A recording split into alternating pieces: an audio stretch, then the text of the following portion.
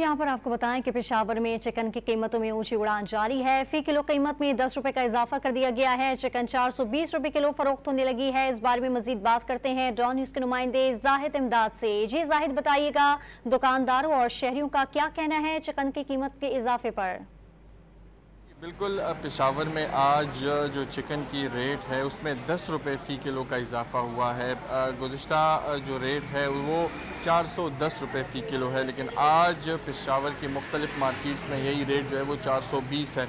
इसी तरह से बोनलेस के हवाले से बात करें तो फ़ी किलो बोनलेस जो है वो इस रेट के हिसाब से 800 रुपये फ़ी किलो पड़ रहा है। ज़्यादातर जो मुर्गियाँ हैं वो पंजाब से लाई जाती हैं, तो इसमें लाने के अखराजात और इसी तरह से जो अद्वियात के अखराजात में जो इजाफ़ा हुआ है तो उसके बाइस मजमूई तौर पर इनके जो रेट्स पर भी असर पड़ा है। 420 आज जो है पेशावर की मुख्तलिफ मार्केट्स में फ़ी किलो चिकन जो है वो मिल रहा है। जी, बहुत शुक्रिया आपका जाहिद इमदाद।